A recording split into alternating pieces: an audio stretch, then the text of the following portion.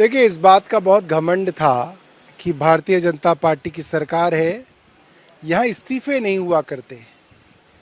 और इस घमंड को तोड़ने में जहाँ बड़ी बड़ी अपोजिशन पार्टियाँ नाकाम रही, वहाँ पे देश की जेनजी ने, देश की युवा पीढ़ी ने, ये 17 साल, 16 साल, 18 साल के बच्चों ने देश की इतनी मजबूत और अहंकारी सरकार को झुका दिया।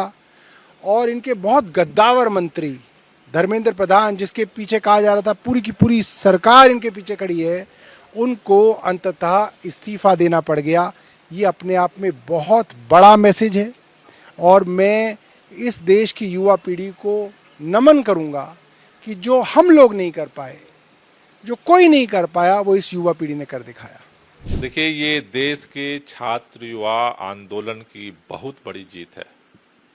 जिस तरह से मोदी सरकार अपने जिद पर अड़ी हुई थी, नीट परीक्षा के दौरान पेपर लीक हुआ, पेपर लीक के बाद 22 छात्र छात्राओं को अपनी जान गंवानी पड़ी।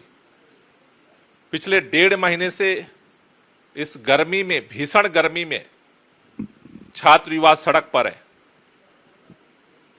सोनम वांगचुक को अनशन करना पड़ा 20 दिन। उन्होंने मांग किया शिक्षा मंत्री को हटाओ, उन्होंने उनको उठा करके गिरफ्तार करके हाउस अरेस्ट कर लिया। 20 तारीख को बर्बर लाठीचार्ज किया, दमन किया, आंसू गैस के गोले छोड़े, लोगों के हाथ टूट गए, पैर टूट गए, सर फूट गए। उसके बाद भी प्रधानमंत्री जी ने नहीं सुना। अब जब पूरा आंदोलन देशव्यापी बन गया है, आज मोदी सरकार के अहंकार को झुकना पड़ा है और देश के छात्र नौजवानों की ये जीत हुई है। एक साफ संकेत है कि अब देश करवट ले रहा है।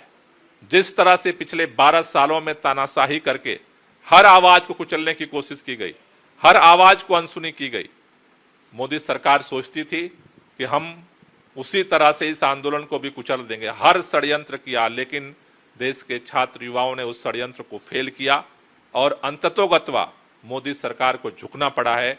ये बहुत बड़ी जीत है, देश के लोकतंत्र की जीत है, देश के संविधान की जीत है, जंतर मंतर की जीत है, देश के युवाओं की जीत है। मेरी प्रतिक्रिया इस पे ये है कि धर्मेंद्र प्रधान जी ने अपना इस्तीफा भेज नहीं दिया है। देश के बच्चों ने, देश के छात्रों ने धर्मेंद्र प्रधान जी से इस्तीफा ले लिया है। भेजना या मोदी जी का इस्तीफा लेना तो उस वक्त कहा जाता जब नीट का पेपर घोटाला हुआ और 22 बच्चों ने सुसाइड कर लिया।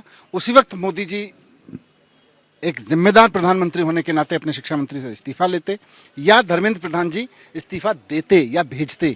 आज तो देश के बच्चों ने, देश की जेनजी ने प्रधानमंत्री को, अहंकारी प्रधानमंत्री को मजबूर किया है कि वो अपने भ्रष्टाचारी शिक्षा मंत्री को उसके पद से हटाएं, उससे इस्तीफा लें।